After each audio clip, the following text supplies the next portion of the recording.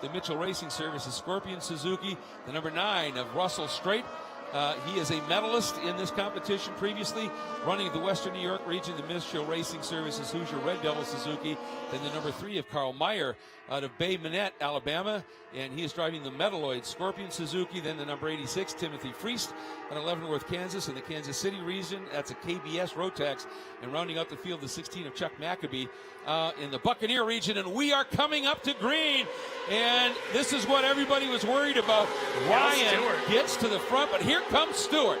Yeah, Stewart with the slipperiest car in the field, sets top trap speeds everywhere he goes. Looking to blow right on by, but can he make it under braking? Yeah, he's in pretty hot. And there goes Mayfield, cuts underneath. It's a drag race. Mayfield, he was so fast through here, he has no problem flat tracking it. Not to be denied, and back into the lead. Stewart into second. Oh, and inside Stewart now. That comes, yeah, great move by DeVries. That's opportunistic. Yeah, DeVries had gotten shuffled back there on the start, probably a little later on the gas, kind of got pushed around, but he was able to take the outside line and won. Then was able to get underneath Cal Stewart here. Now he's going to try and stay with, and these two have been pacing so close together all week long, have been DeVries and Mayfield. DeVries does not want to let Mayfield go anywhere. These guys are pretty close friends. In fact, when I was talking to Mayfield earlier in the week, Sven walked up to his paddock there, and I had a good conversation with both of them. They both feel pretty confident in their pace, and I think it's going to be an interesting race about managing the pace, managing the tires, and can they get through this thing without any mistakes. And it's all about being inch perfect, to use a Clint McMahon term. Inch perfect, and you'll watch Ryan Mayfield try and pull off a Clint McMahon style inch perfect in Clint's old car. Yeah, absolutely, and yeah, they were only separated by a couple of tenths in qualifying, so really close. But one thing that really caught my eye about Ryan Mayfield is immense car control. Yeah. And he really he could float the car right at the edge of the slip angles consistently. And it's going to be interesting to see if when everybody's tires come up to temperature and pressure, and his came out of the oven, so they're probably pretty close already. Will things stabilize? Will somebody be able to come after him? Or will Mayfield, when that that machine is really right underneath him, what he can do here? It's going to be fun to watch, that's for sure. It will be. And one thing about these cars is he goes to the infield section. We've got a battle here going on between that should be DeVries. Does not have the same trap speed as we had talked about. No. To Cal Stewart. Cal on the power there. And there's Aaron Ellis into the back of Wida. Yeah, I think he thought he was going to be able to cut underneath, and I think Wida, his exit was a little slower than Ellis expected. Oh, that rear diffuser on Wida's car is going to be a little bit cracked. Yeah.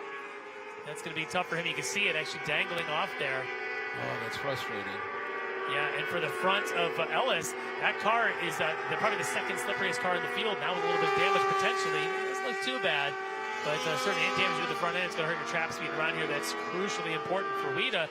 Wida last year had a tremendous race. It got started up in the front row, got shuffled to the back, and honestly, if that race was one lap longer at Road America, he might have taken Clint McMahon because Wida was closing fast. Watch for him to continue, but it'll be curious how much does that hurt now, having a little less downforce across that back end. Yeah, these cars, they're so quick everywhere. They're into the downforce pretty quickly, so even on a track like this, you want to have as much downforce as you can through these technical sections. And right now, DeVries just trying to stay with Calvin, because once they get onto the straight, Calvin, that car is slippery, and he does not want to lose touch. But Ellis already up the road by a fair chunk of change. There he is. Here comes Stewart, and then DeVries. DeVries right now wants to stay with Stewart because he can use some of that blasting speed. Oh, Stewart runs wide. Oh, it's just a bad line there for Cal. Kind of got on the gas a little bit early, gave Sven the opportunity to duck up inside. Felt the pressure apparently, and just overshot turn 13 a little bit. And then behind them, you've got Ellis and Wida we were talking about. They're still in pretty close concert back there. Then behind them is Lapham and John Dahl, so we'll be watching that. But here's that little scrum. Now, one thing about the cars there, you see Aaron Ellis' car looks a little bit different than the others. He does design his own chassis. He's got those pieces on the front of his car. That number 44, Jay Beckley's driving, that is an ex-Aaron Ellis car. That's the car that Aaron actually was driving last year.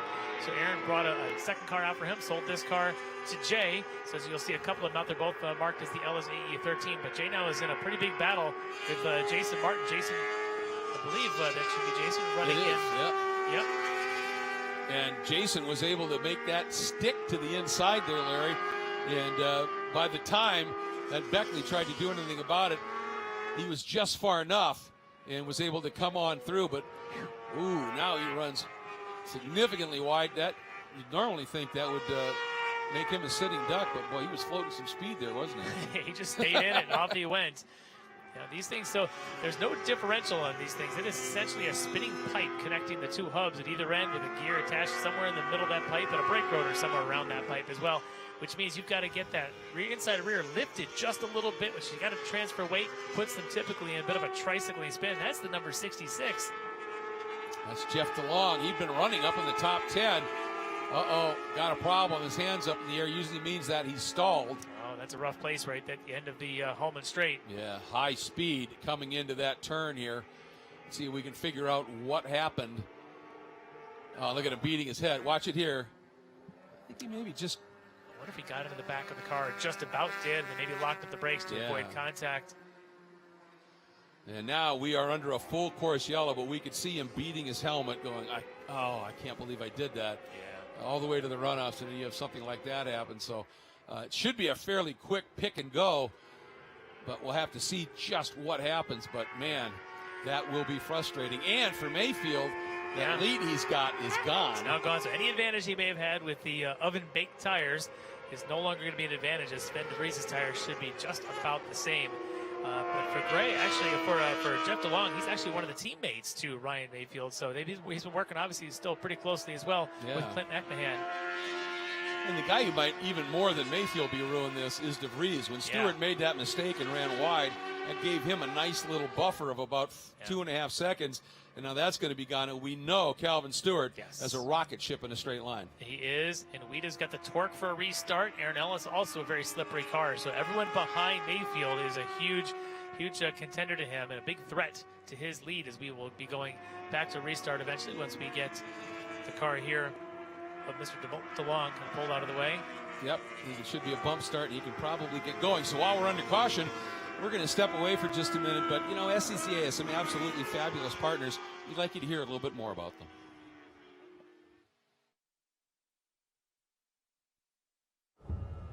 Why race? Because it's in our blood. A love of driving that pushes us as hard on the road as it does on the track. It's why we reinvented the Roadster and put a piece of it into every car we make. It's why we refine, rethink, and refine again. And it's why we'll always engineer to your heart's BPM, not simply an engine's RPM. Why race? Why indeed? When the finish line calls, we answer. Hit the road with insurance protection from Hagerty. Whether you drive a built racer, sports car, or exotic, and save an average of $264. Get a quote today at Hagerty.com. Welcome to that magic realm.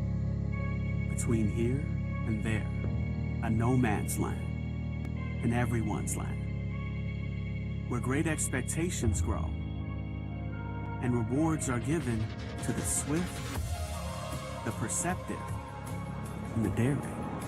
Introducing the Mazda CX-30 Turbo with all-wheel drive. More power for your pursuit. I'm going to make it official. Welcome to a sunny Hagerty race day here at Indianapolis. Gotta love that. One thing I want to say about this class, I fell in love with this class in the late 80s, my first visit to the runoffs when it was down at Road Atlanta. My brother and his family lived down there, and we went to it. And I just want to say, this is Carl Mayer. He started back in 20th. He is up into 14th. And one of the real prestigious awards here is the Sunoco Hard Charger Award, courtesy of Sunoco, the official fuel of SCCA. And what it is, it rewards the guy who moves up the most during the race. And from 20th to 14th, right now I think he'd be the leading candidate for this. And so nice run by Carl. But what I wanted to get to was I got to Road Atlanta, and there were the Elliott brothers back in that era. And that was when it was Formula 440. And all of them were those two-stroke engines. And the Elliott brothers in particular, but the whole field, were nuts. They were absolutely insane. Just through and Road Atlanta. I mean, that's such a wickedly fast track, no fear. And these things, you got to have massively quick hands because of the short wheelbase. They're darty. Everything's moving. And I just went, these things are just absolutely insane. And I just got hooked, and it's never changed. and we're seeing fabulous stuff out of them again here. I love them. Of course, I've done my own share of driving go-karts, which in a way are a lot like these in terms, especially the guys up in front with the 6-speed gearboxes. They're doing the same thing, sequential gearboxes.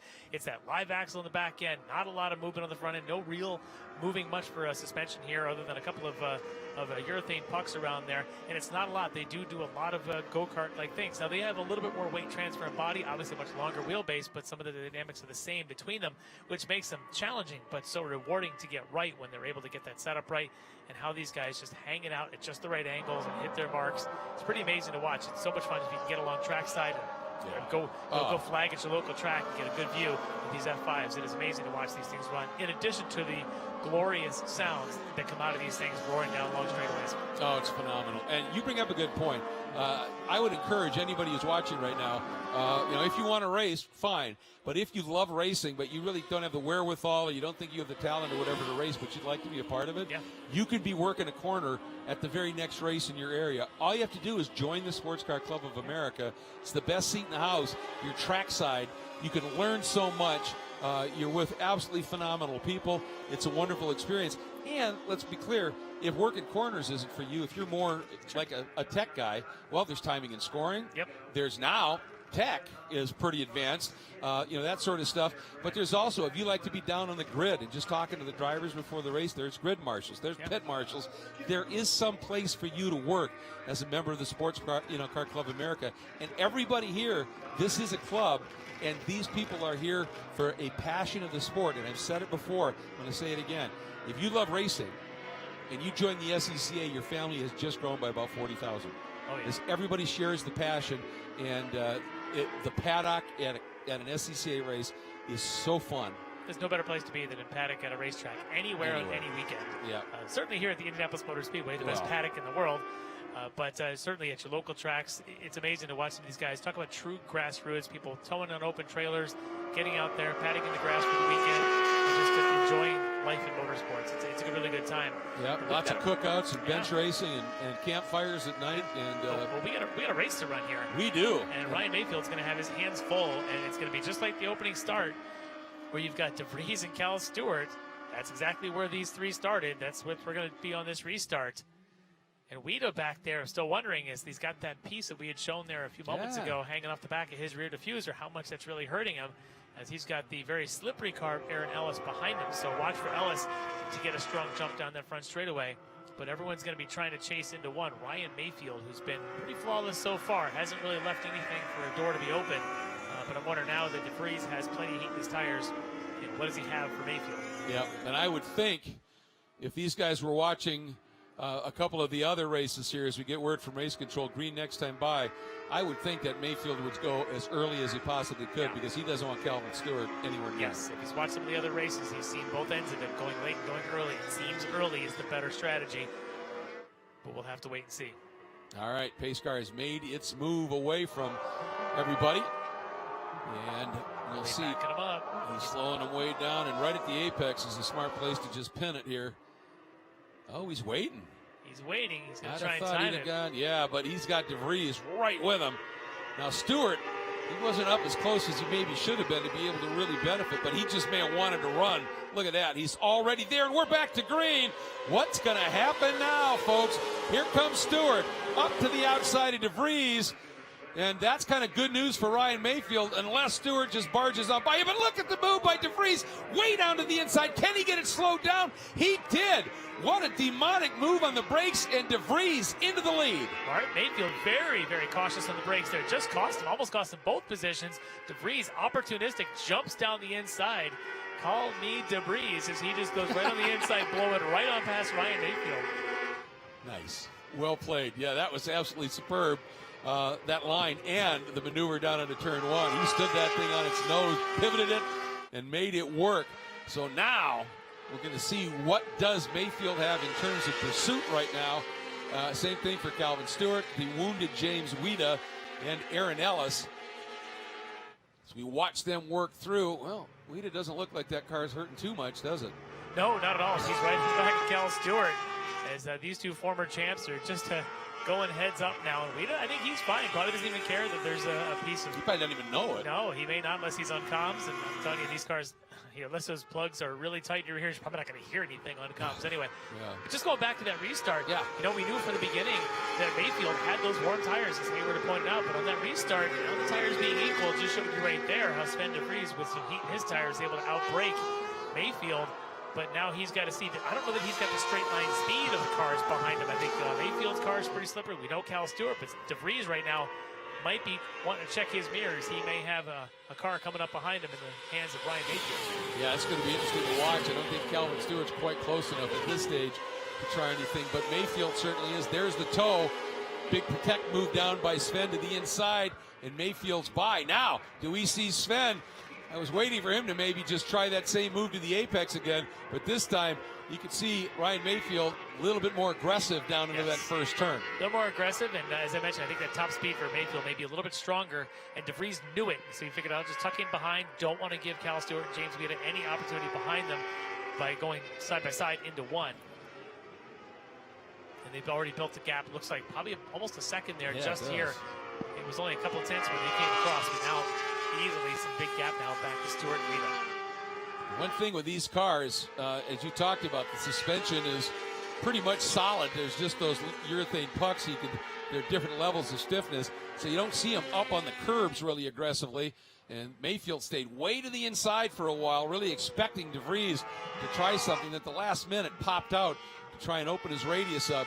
But you can see other cars are just all over these curves. These guys just touch them. Yeah, but you can get a real good look at how these things see a little bit of slip angle. We had a great shot of Ryan Mayfield coming into 70. You saw the car just sort of pitch right on entry, and that's exactly what you need, because you need to get that weight transfer. You need to get that tricycling, as we call it, go-kart racing. You kind of want to get that height, get that inside to come up, and the car will turn in, and then as you go back to the gas, it sort of just takes the set and does this bit of a slide. It's probably about 2 or 3 degrees of slip angle. That's where the tires work, and that's how the cars need to work to be able to rotate. Now we'll see if there's any speed for de Vries in the draft, or if his motor and his slipping isn't quite as strong as Mayfield. It's kind of interesting because you look at these two cars, and the bodywork behind Mayfield is a little bit more bulbous than it is for de Vries. You'd think de Vries would be slippery, and that Mayfield will be punching a big hole. It's going to be interesting. Does he have the mode to run the inside out or outside in? He's trying it. Mayfield checks his mirrors, sees he's just got a little bit clear, drifts right over and shuts the door. Yeah. Clean. That was and very you can clean. see a little counter steering for Mayfield, actually hiking up the inside front as they're coming through too. And again, that's part of how these chassis work. Sometimes a bit of a twist to it gives a little bit of a lift, and a lot of that caster just sort of jacks the car around a little bit. But he's able to hold that line, and I did not think he was going to. I figured Sven was going to get him through too, but Sven now working hard here through 6A. He really is. He's got a little bit earlier turn in, Sven does. You can see that Mayfield really squares the corners up. I think that's keeping de Vries right in the mix here. And de Vries an opportunity. He's going to try and straight line to the apex. They're side by side down to 7. Big moment. Another big moment by Mayfield. He hangs on to it. I told you this guy's car control is off the chart. Quick hands. Wow, that was amazing. I really figured they're going to be side by side all the way through 7. Mayfield just pitched it once, got back in the gas, and carved a beautiful arc to carry a ton of speed, a lot more than it initially looked. And Sven just had nowhere to go and said, I got to slip back in line again. This is going to be a tough, tough pass for Sven. Mayfield leaving nothing. At all, but to Sven's credit, Mayfield, who's just amazingly gifted here, obviously, Sven is sticking right with him, which tells you that Sven's pretty quick too. Boy, did he get a run through 14. He might be drafting by early on this one. Mayfield drifts over to center track, now down to the inside third of the track. He's saying if you want it, you're going to have to do the outside again. This time, de Vries waits, now makes the pop. The problem is he popped way out there, and that allowed Mayfield to open his arc, but he's going to try it again here. But it was just enough, I think, of Mayfield to be able to swing left a bit to be able to carry a little bit more speed through 1. Yeah, if Sven's going to do that again, he's going to probably have to wait a little later to make that move. He was probably thinking, let me push him inside and then go wide. Well, Mayfield picked up on it and was able to get some of that room back and make a nice clean run through 1. Sven's going to have to probably push him down there a little longer and not let him get as wide as he did. Yeah, he needs to keep him pinned, doesn't he, just a little bit. Because if he can, that really puts him on a bad line and would give Sven an opportunity then to be inside at 2. And that's really the critical to making the pass. You see there how earlier Sven turns into 6A, just float speed, and Mayfield squares it up a little bit more and therefore doesn't use as much road on the exit. And it works for both of them. Each of their styles are pretty effective, good enough to the fact that they've opened up a lead over Stewart last time by start finish, over 4 seconds right now for Mayfield and DeVries. And you look at these two cars, you think they're identical. Well, they do run similar Suzuki power plants, but they are different chassis manufacturers. Mayfield in a Scorpion, Sven de Vries in a Nova car, actually built by the Novak family, long time runners in this class, built a lot of chassis up and down this grid, and both of them working very well, but it does mean your styles sometimes are different, your setup's a little bit different around that chassis. But for these two guys, they're each showing that they can be strong in different parts of the track. And they make a glorious sound, don't they? For all that glory. It's just phenomenal. And they come flashing by like that.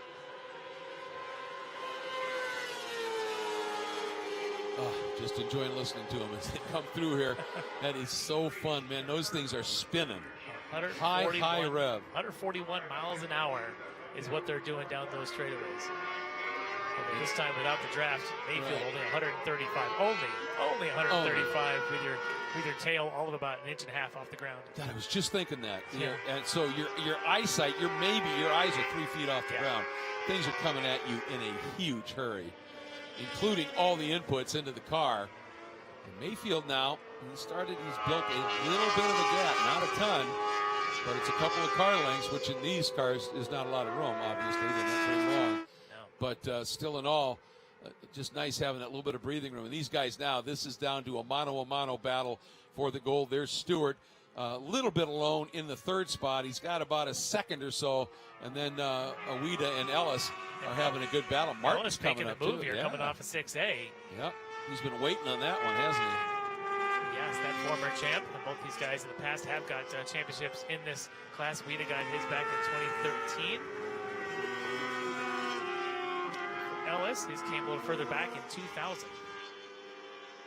And behind them, Jason Martin having a good run in the number 78. Impressed with what we're seeing from him. Started in the 7th spot. He's moved up a couple, doing a nice job out there, and looking to join this battle for the top 5. For Jason Martin, just his second runoff start last year, 2020 at Road America. For Aaron Ellis, I want to say this is probably his 26th, 25th maybe runoff start. Been around this class for a very long time, as I mentioned, now building his own chassis. We may continue to have this fight here.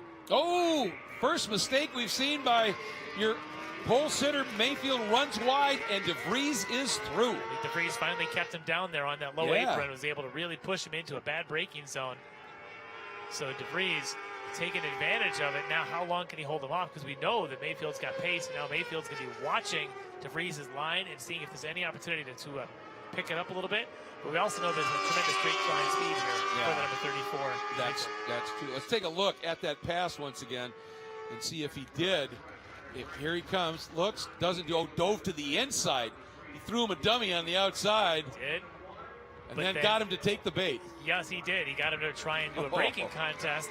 And he didn't try to win the contest. He just tried to win the exit of the corner, and that he got.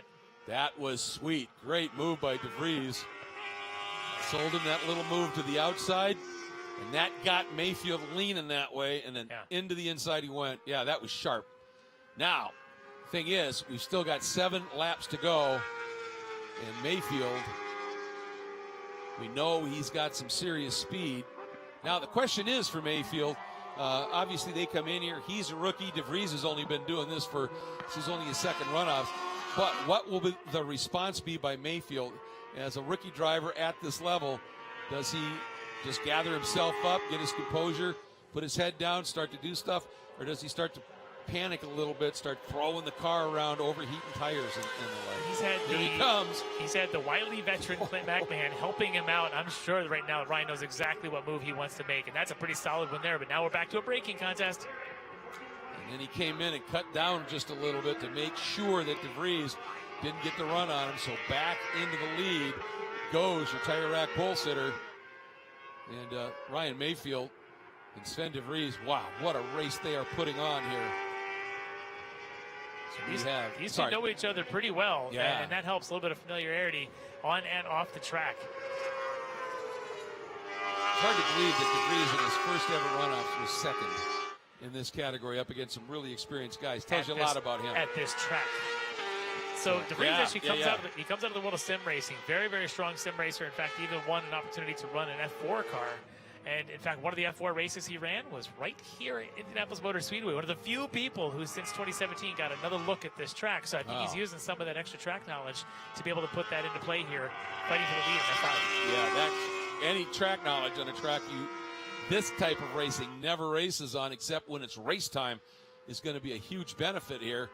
And that actually says a lot about Ryan Mayfield again and just how fast he was on a completely unfamiliar track. DeVries thought for a second there he might try and slip up the inside, but thinks the better of it. For DeVries, the problem is he's faster in turns 1 and 2, but I don't know if he's much faster anywhere else. They're pretty equal through a lot of the rest of the track, and when you get to the straightaways, it does seem that Mayfield's got the advantage. So for DeVries, he's got to take that into account as where do you make the pass? Yep. Do you make it in 1 and 2 and hope you can hold them through the S's and maybe get that, or do you try and maybe make the move off of 7? Because we're getting to that point of the race now as we're starting lap 14. Look at this. Every single lap, they're going to try different little chess moves between these guys. DeVries again tries that wide open arc to try and do the over-under. And Mayfield not biting that time. You can see he kept checking both mirrors that time to see which way, but DeVries thought about jamming it down the inside into turn 4, and the problem is that door shuts in a hurry. Oh man, he's bobbing, he is weaving, he's got the head fake going on, and now he's going to try it at 6. Throws it inside, but look at Ellis working the outside. He's still there. And and a huge move, and he hangs on to it. Boy, that's that short wheelbase, and it just snaps sideways. And again, incredibly quick hands by Ryan Mayfield. Oh, wow. The car control is so pretty to watch there. Yeah, he was on a tough line, got pushed into an entry he didn't want to take. Car snaps 40 degrees, no problem. Put the foot down, turn your hands, counter steer, pull right out of it. So since they are motorcycle engines, it's okay to say tank stop. Absolutely. Okay. What a fun show these guys are putting on. Still, we have 5 laps to go. Mayfield, this is the farthest back he's been. But I'll tell you, he does seem to be able to make ground up in a hurry. And that thing does get down the straights really well. That Scorpion chassis is very slippery. Now, Cal Stewart's Nova car has got a different bodywork on it that Sven doesn't have. Sven has the more curved front nose pieces in front of those front wheels that sort of go from the ground and curve upwards. If you were to see Cal Stewart's, his are more of the Le Mans prototype style, very tall and push the air sort of around the sides. And it's unfortunately for Sven, hurts his top speed a little bit on the drag strips here down this front straightaway as he's going to try and take the outside line. They're going to go side by side again. Oh, Sven, that outside line, he wasn't quite far enough along, and you can see Mayfield was doing the same thing to DeVries that DeVries done. He went inside, outside, just confusing him, and then made his move. Yeah, what a duel. Oh, this is fantastic. Duel. This is what it's about right here. I no offense to anybody else in the field, but or any other cars in the track, this battle right now is all eyes are on it. Yeah, Stewart is still third, but he's almost 10 seconds back. And actually, Ellis and Weed are closing up on that final medal position. We're making up words, folks. There it is. Look at this battle here. It's on. One of these is for a medal. Right, the other two are not.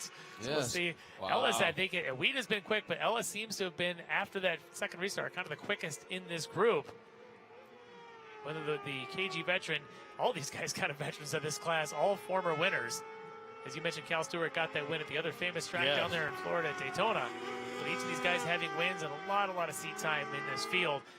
The only thing I'll mention, though, is Weeda last year was such a late charger, had the fastest car in the track in the last 4 or 5 laps of Road America. He has that same sort of late race push. These other two guys are just going to be eaten up pretty fast. Stewart really turns in early down there at 12.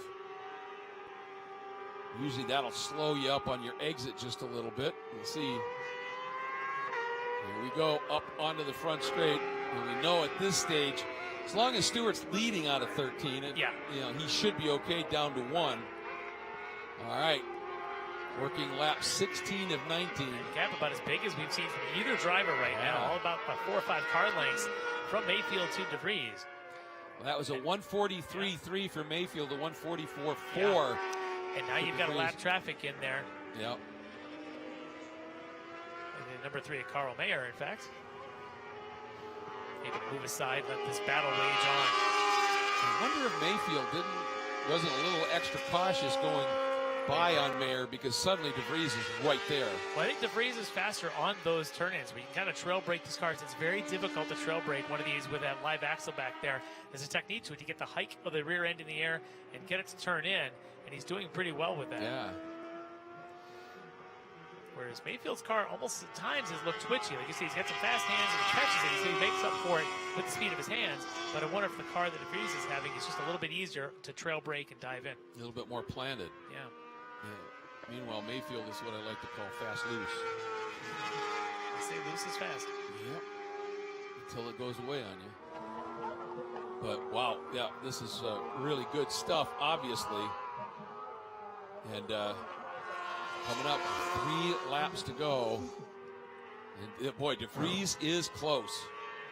He is, and at this point, he's collected now 15 and a half laps worth of data. Exactly. I'm sure he's all got it in his head. Somewhere he's thinking there's a move that's going to stick. Is this the move, or is the next move? And look at this, all the way down to the inside wall. They're down there near pit exit. So now it's going to be DeVries turning in and Mayfield trying to do the over-under. Drops the hammer, the side by each. Coming around. No. Oh, that was close. But you remember, Mayfield drifted across in front of DeVries, so I don't think DeVries had any issue doing it again. But now Mayfield jams it down the inside, and we have a full course caution. We have a full course caution, and when did it come out? Was DeVries in front or Mayfield? That's the question. That is a very good question, because they were side by side going into 4. We have somebody off down in the turn 6. That's the long left-hand carousel. There it is. I think that's oh boy, that is Jay Beckley. I think in that number 44. That's the other of the Ellis chassis. Yeah, that could be, absolutely. I'm sure there's some serious discussion going on right now as to just when did that double caution come out and who had the point at that moment. You know, I'm just an amateur, I'm not a steward, but from what I saw is a lot of that from turn in. You did have DeVries in the lead. Just for maybe a brief moment, Mayfield had stuck his nose in there. But I think because DeVries had the lead through 2 and 3, you know, we'll see if they make a decision here. But I would suspect maybe DeVries gets this spot. But you just never know. Either way, if we get even one green flyer, it's going to be anybody's game. Well, it should be a quick cleanup. You go out, put a hook on it, and yank it back into that that turnout. Let's get this one going to the finish. No reverse gear in these cars, as they are bike Absolutely. motors. But we'll see if they can maybe just push that thing out of the way fast enough and we can get one more flyers. We're on lap 17. Yep. So they'll come by this time. So we could get a 1-lap shootout if they get that car of the number 44 Beckley moved quick enough. The field just now finally getting gathered.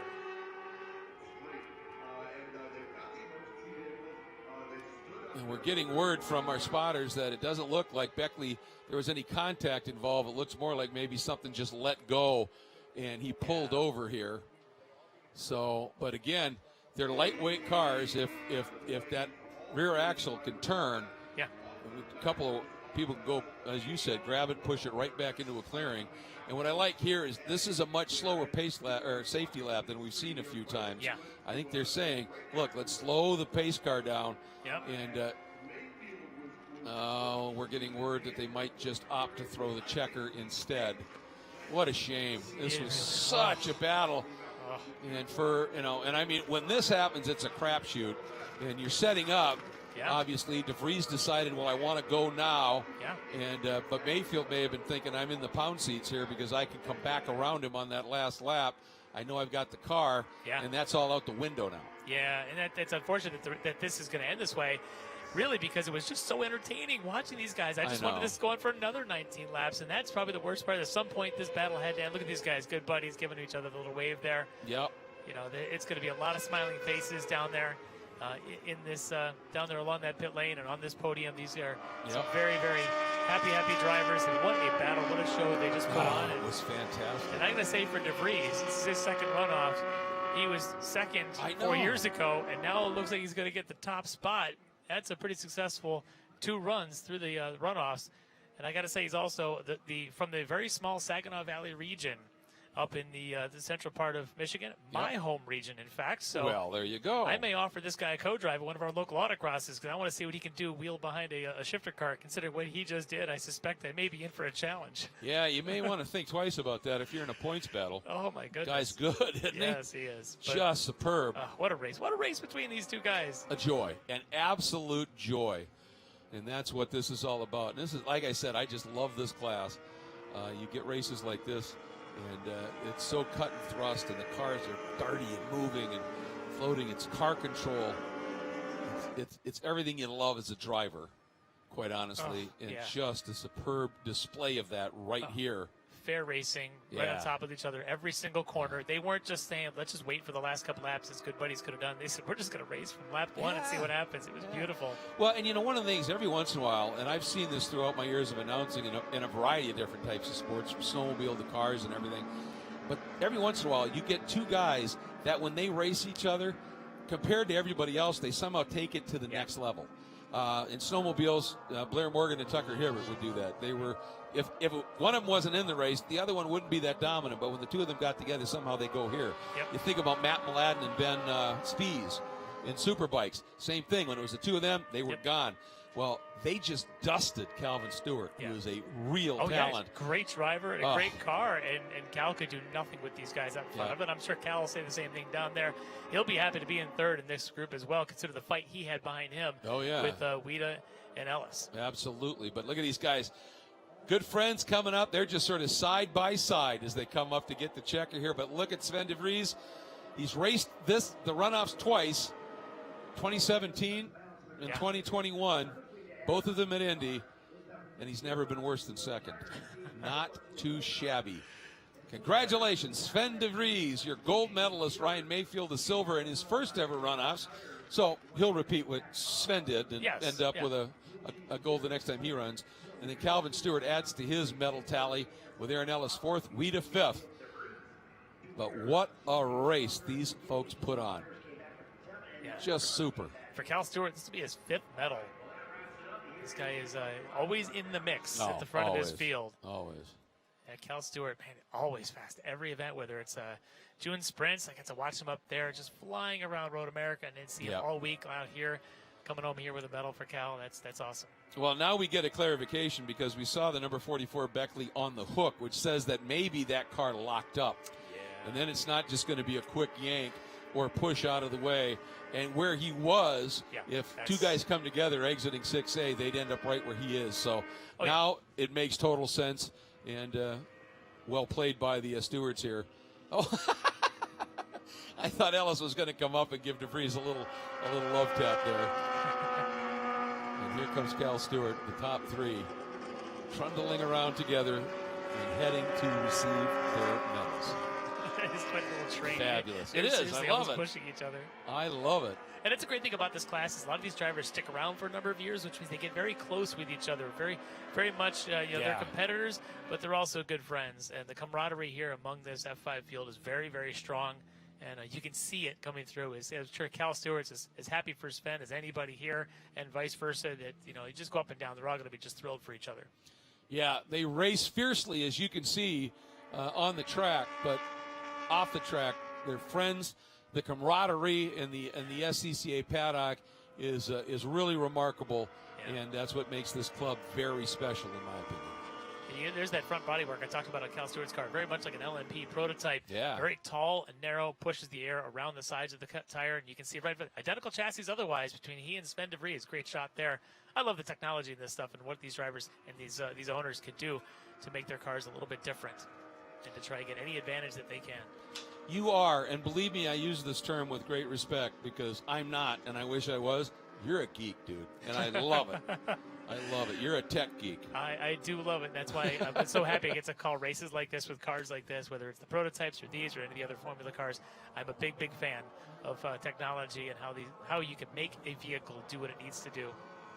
Yep. And, one of the things that's, and I'm sure you love this aspect of it too, is the black art of aerodynamics. Oh, yeah. And how you can use air Yeah. to achieve so much in a racing car. Yeah, planes use it all the time, Yeah. but to take that technology, kind of turn it upside down in a way, Years and ago, do it stuff was, that's yeah, pretty years cool. ago, it was isn't just stick a single plane back there and hope that's enough to push the air around. Now you're finding, well, that's not good enough. You got to reduce drag, or the whole idea of what Lotus did, getting the air under the car to accelerate and to be able to create downforce. And now you look at how wings have evolved. When you've got a wing element, the supports are no longer from underneath. Now they're on top because the clean air is under. All those things are just amazing to me to see happening, and it happens right here at the grassroots level, even in a class like F5, which isn't. It really is the budget level here for the runoffs, but still so much technology in play. Yeah, it really is cool. And here we go, heading toward Hayward and the interview.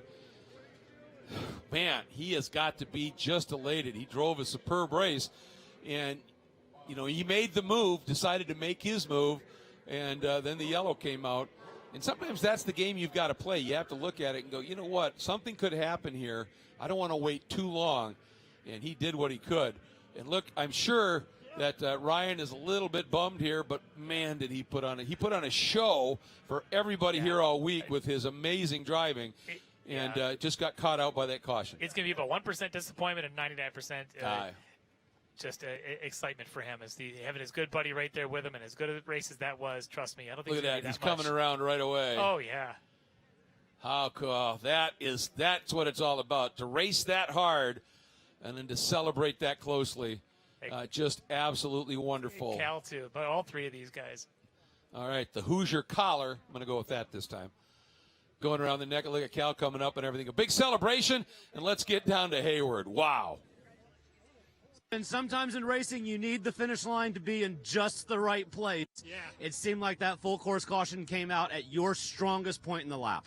Yeah, it was great. It was great battling with Ryan all along the lap and constantly fighting back and forward. I knew he had me on the straight and top speed.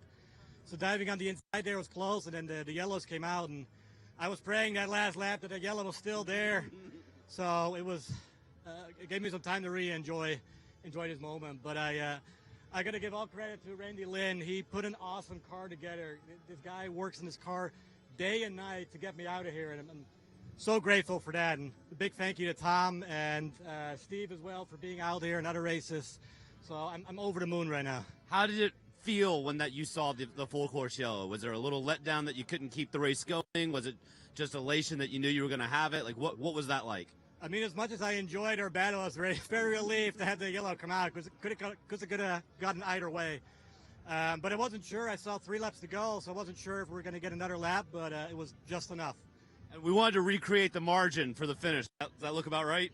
Looks about right, yes. Congratulations. Thank you so much. I appreciate it. Ryan, you left it all out there, buddy. How'd it feel? It was amazing. Definitely the most fun I've ever had in a race car. It's only my 9th race in the real world, and man, there's nothing that can really prepare you to fight with a guy like him. When we're so close together, we do everything we can, every corner. You don't want to make any mistake, and we were trading positions in just about every turn out there, in places where we shouldn't have been passing each other. And he made the pass at just the right time for that safety car to come out. What's it like competing for a national championship, your 9th race, and you've got a guy like Clint McMahon in your ears? What is that like for you? It's incredible. If you ask him, he'd say that he didn't have to tell me a thing. And honestly, I ask him for all the help in the world, but he doesn't think he needs to give it to me. He asked me what kind of info I wanted. I didn't need it. I just knew I wanted to be ahead of this guy right here. And unfortunately, it came out a couple minutes before we thought it would. I was really looking forward to another game of chicken down at the turn 1 braking zone. But I tell you, it was an incredible experience. I'm super happy that we made it work. Big thanks to Virtual Race School for making this happen. We couldn't have done it without them. Everyone at Satellite Racing. This has been a 10-year accomplishment, made this all come together, and we pretty much finished 1 and 2 today at the friggin' runoffs at Indianapolis, man. Well, congratulations. We're going to get Mr. Excitement. You never get a bad interview from Calvin Stewart. Calvin, how did bronze feel this year? Oh, man, alive. What a great day. I mean, like, the rain ended. I got to play with the boys today. I mean, it just doesn't get any better than this. We're at the runoffs. We're at Indy. The car was working really good. I just want to say praise the Lord. Thank you, Jesus, allowing us to be out here doing something that we really have a passion for. I'd like to thank Hoosier Tires for supplying us with great rubber and Carbotech brakes. My wife Ruth, Frank, and Jim and Robert. Man, it's just praise the Lord. Brave man, Calvin, thanking the sponsor before the wife. Congratulations. I know, I hear you. I'll tell you what, they're thanking all these people. I want to say thank you to those drivers because this race was an absolute treat. Yeah. And it was just fantastic.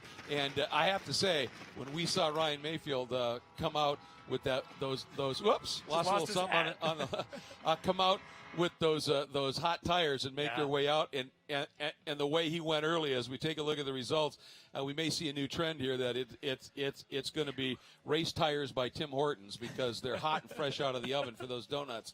I'll tell you what, it seemed to work. But there's your top 10 right here. DeVries, Mayfield, Stewart on the podium. Ellis and Weeder were right there, really, really close. Then Jocelyn, Martin, Lapham, Jorgensen, and Barksdale round out your top 10. And absolutely fantastic here. I think we got to look at some highlights of this one again. That was just too good. Do we have enough time for all the highlights? Because there was tons and tons of them right off the start here. And you see the run that Cal Stewart gets on the back of Mayfield. And you see him just kind of duck around him, and he was able to kind of get on through here early on. That did not last long, though, as Ryan May. Look on the outside there. Sven getting a great line to tuck in behind. And for just a brief moment, you had Cal Stewart just ahead, but a little bit of dirt there gave an opportunity for Sven to go out and try and run down Ryan Mayfield. Then we had the restart, and right there, DeVries down to the inside. Stewart trying it again, couldn't get it done.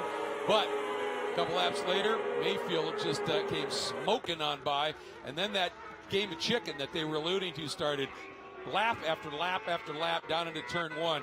Close quarters racing, selling dummies, trying to make it work.